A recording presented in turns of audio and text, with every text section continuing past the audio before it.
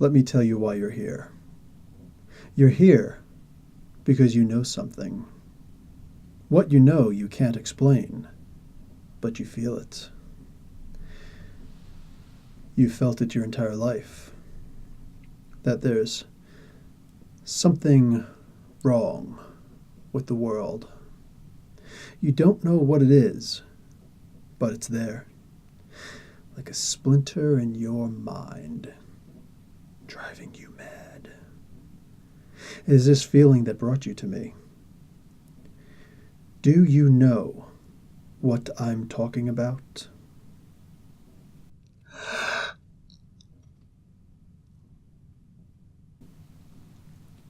Do you want to know what it is? Hey guys, Professor Bill, Comic Book University. Now, I'm pirating again, but since Dave seems to have found out where I was pirating, I decided to move my location a little bit. Now I'm in some power lines down not too far away from Zion, and I'm trying to figure out how to avoid all these shifty little sentinel things that keep flying by. And I tell you, man, these freaking guys in these business suits keep showing up and giving me the hardest time. My kung fu is put to the test. Anyway, for now, let's just see how well this pans out. All right, guys, Professor Bill, Comic Book University, check this out. Let me tell you a little bit about what I'm doing for the past week over in Comic Book University. Check it out. I explained Steppenwolf. I know, you guys are thinking hard rock band, right? Yeah, let me take you on a magic carpet ride. No, that's not it. That's not it. Steppenwolf is actually the main bad guy that's going to show up this November in the new Justice League movie. That's right. That's right.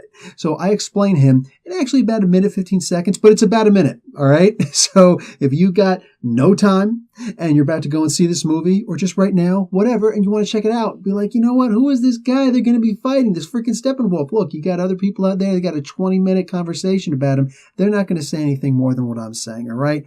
Go check out Steppenwolf explained in a minute. You won't be disappointed. On top of that, I also do a spotlight on story. All right. And every Saturday, I put out an explained in a minute and a spotlight on story.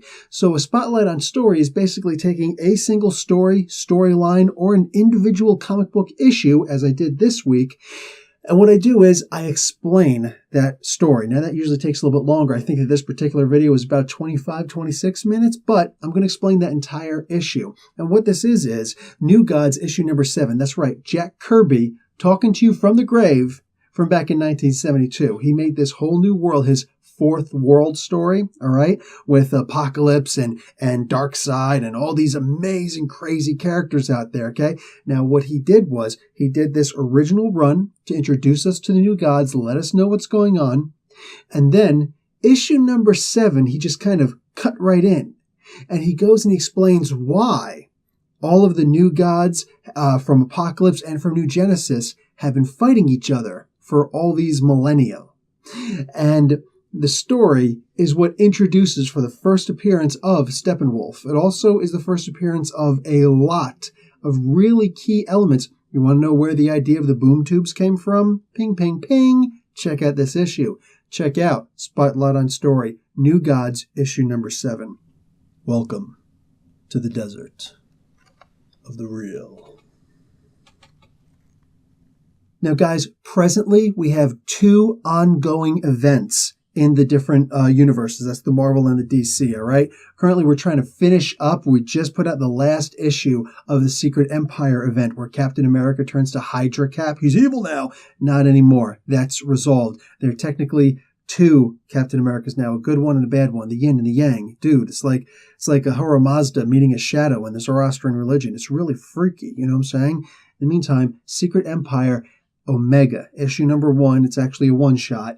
But that is going to give you the rundown. That is the finality, the pin in this storyline. But currently, we have the ongoing Venomverse story. Now, what is happening here is we've actually got Eddie Brock, the original Venom. He's back. He's back with the Clintar symbiote. All right? Check it out. This dude has been teleported to another reality. And in this reality, all these other different superheroes from other realities have shown up. So you've got like Doctor Strange from a different reality and another reality Captain America, a totally entirely different reality for Deadpool. And they're all showing up. And each one of these characters are unique because they're the ones who the Venom symbiote attaches to. So every single one of these heroes are Venom symbiotes. And the cool thing is, there's a brand new villain, creature, character. It's an infestation of these things called the Poisons. And their whole purpose is to take over the host and to take over the symbiote and to be the new host for the symbiote and take it to levels it's never possibly reached. It's insane. So, of course, these heroes have to defend themselves, have to defend the symbiotes, have to defend the universe. Just saying. On top of that, we also have Dark Knight's Metal. This is over in the DC universe. Now, this is a crazy event. We saw this way back in, I believe it was issue number 13 of All-Star Batman, where Ra's al Ghul meets up with Batman and says, listen, man, your memory's been erased. You and I have actually met 3 times before. Only 3 times. Everything else is an implant, all right? And you've got to learn how to realize that, because otherwise you're not going to know what's going on ever. Your memories have actually been tampered with. It's more than anything that I could possibly do. As it turns out, all of the great old ones like Ra's al Ghul, Randall Savage, and a whole bunch of others are all a part of this little coven. And they're trying to figure out what these different metals are. Nth metal is one of them. There's a new metal introduced into the DC universe. It's going to be a weird one, but it's called Batmanium. Yeah, I know. I didn't name it. But aside from that, the rest of the story is amazing, and it actually involves Hawkman. So an amazing story with Hawkman. Go figure. It could happen. It is happening right now. Dark Knight's Metal, issue number 2. I just reviewed it. Go back and check out all of them. At last. Guys, in X-Men Blue, all right, this is a bi-weekly series, so twice a month one of these issues drop. And issue 11 just dropped this Wednesday. And a new character showed up? No, actually, it's an older character from back in 1998, The Fall of X. It's a different timeline that takes the Havoc. Alex Summers, the younger brother of Cyclops, Scott Summers. Yeah, he dies, technically, and gets teleported off to another universe, another reality. And while he's there, he meets all different new kinds of X-Men that have different things happening to them. One of the X-Men that had something new happen to them is Storm, Aurora Monroe. She got bit by Dracula, and now she's changed her name to Bloodstorm. So she's got even more weather control powers, plus the attributes naturally found with a vampire. All sorts of different things happen, whatever, blah, blah, blah. And now she is over here somehow in the X-Men. X-Men Blue, issue number 11, introduces her to the current 616 Marvel Universe, our universe. And it's cool, man, because it also brings back Madeline Pryor, the Goblin Queen. That's right. You remember X-Men Inferno? Probably the greatest X-Men, probably the greatest ever comic book storyline, ever. She's back. She's actually back. And there's a clone of Mr. Sinister, but it's a female, Mrs. Sinister, and it's really freaky scary. Anyway, I also do a Bloodstorm explained in a minute. Why not? Because I saw she was going to be on the cover. How many people really know who Bloodstorm is? Well, in about a minute, you could know also. So do we have a deal, Professor Bell? You know, I know that this Hot Pocket doesn't exist. I know that when I put it in my mouth, Nerdarchy is telling my brain that it's cheesy and delicious. After all these years, you know what I realize? Oh, damn, it's hot. Guys, easily one of the greatest comic books out in the modern day is a DC title. And I know that Doug Vihovic, the editor supreme over at Nerdarchy, he knows this character, Mr. Miracle. Scott Free is Mr. Miracle, one of the new gods. That's right, Jack Kirby creation. This has got to be hands down one of the best written comic books ever. It's that good. Ever. All sorts of crazy things happening here. It's been confirmed, it's in the modern storyline, but it's just so wild and out there that you're just shocked. I'm thinking to myself, there's no way, but it is. It's actually a part of the universe. So Scott Free, Mr. Miracle, has now been recruited into the final war. Turns out Darkseid has assassinated Highfather. Oh, wow. So now Orion, the biological son of Darkseid, is now in charge of the New Genesis New Gods. That's crazy. And the rightful son of High Father. Scot-free, Mr. Miracle? Yeah, he's been sent to a form of an execution by Orion. Orion's supposed to be one of the good guys, but that's where berserker rage and jealousy gets you. Go figure. I imagine that right now you're feeling a lot like Alice, tumbling down the rabbit hole. Guys, I got a little bit to talk to you about Peter David, all right? Peter David is this dude who wrote for The Incredible Hulk. He's the one who made the Professor Hulk reality. He's the one who brought the Hulk from the Gray Hulk into the regular Green Hulk again. All sorts of crazy, including Future Imperfect. That's right. The Maestro, the most powerful version of the Hulk yet, besides, God-stomping Super Hulk. But aside from that, no, seriously, the Maestro, the Hulk of the future, where mankind nuked itself and the Hulk wound up absorbing pretty much all of the radiation that's out there. So you got a bunch of mutated humans running around who are just, they're not very strong, they're whatever, and it's all techie in the future.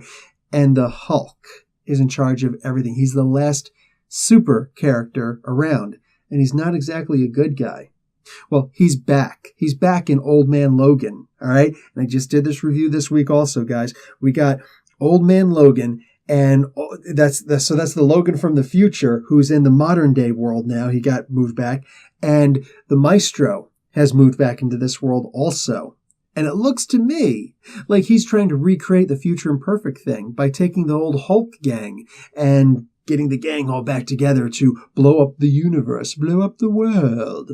All right. On top of that, Peter David himself is actually writing for Ben Reilly, the Scarlet Spider. Now, in the latest issue that's just dropped, that would be issue number 7, he comes face to face with Death. No, seriously, the actual hooded figure of Death, Mistress Death, in the form of an old friend of the Hulk's. Go figure. Now, what's cool here is that he finally gets his mission purpose. And he may actually get his face fixed because that whole cloning process, turns out he's actually died and come back to life more times than anybody else in the entire universe. And thus, Mistress Death has taken a particular interest in him. Now that's pretty weird because aside from Thanos and Deadpool, yes, that story's actually confirmed here and I'll explain it in the review. Turns out that she's got a bit of a fancy now for Ben Reilly, so that's an interesting turn of events. Guns. Lots of guns. Guys, not all comics can be good, and Generations, the two Captain Marvels, that's Carol Danvers and Marvel, the original Captain Marvel, I think I went on about a 10-minute rant, and I was really angry about how horrible this comic book was. I don't think there's anybody out there who actually liked it. And it was so bad, it actually got me angry. So I'm just putting it out there. If you want to see Professor Bill actually lose his cool, oh yeah. Generations, Captain Marvels, the Marvels, the Brave, issue number 1. It's a one-shot. They're not making any more. Thank merciful heaven for that. But there are still some comics that are pretty good out there. And I'm actually talking about Action Comics number 987. Guys, we've got the Doomsday Clock is ticking, where we're going to see the Watchmen universe and the DC universe combine.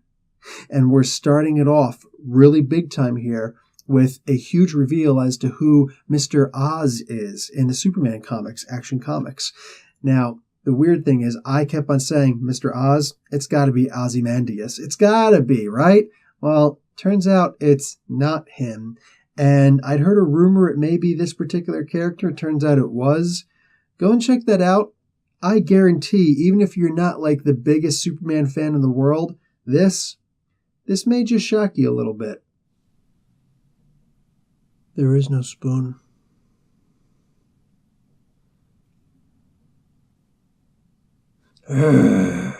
Guys, the last comic I want to talk about is a particularly beautifully colored comic. I mean, it's drawn well, it's written well, but the colors on this are so vibrant. I'm talking about The Runaways, issue number 1. Now, if you remember The Runaways from back in the day, awesome. You know this was a very revolutionary story.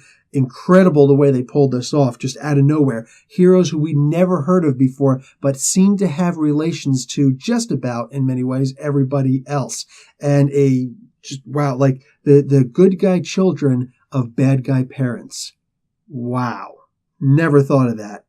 So the Runaways are actually coming to TV. They're coming to Hulu on demand specifically. So we don't have a release date for that, but they are currently in production. They're filming all that good stuff. So that's going to wind up being a hit. It's going to be just think about that. That is the story that Hulu is going to use to compete with all the superheroes over in the Netflix universe. So that should be a pretty big deal. Anyway, guys, pretty soon I'm going to get to the point where I'm going to start explaining them in a minute also, the individual Runaways. But for now, this comic book, Runaways issue number 1, I reviewed it. Pretty good stuff.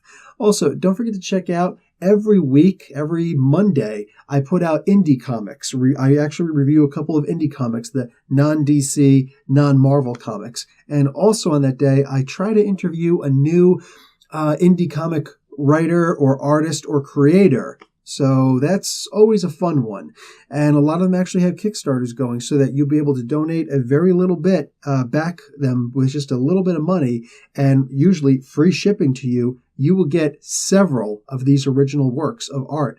So I'll talk to you all about, I will review the comic as best I can. On top of that, because they usually send me the comic for free so I can review it and then have the conversation with them. But as for you guys, yeah, go ahead and check these guys out. Check out, I have a podcast every Saturday also. I do a lot on Saturday, but all throughout the week I do comic book reviews. Every Tuesday and Saturday I do an explained in a minute character, so you get a better understanding of what's up. And on Saturday I also put out my Spotlight on Story, or Spotlight on Storyline. So this way I take a particularly famous comic and I will review it. But on top of that, go into the detailed explanation of it, of its history. Guys, that's really all I got for you. Make sure you check out Professor Bill at Comic Book University. I'll see you there. I know Kung Fu. Show me.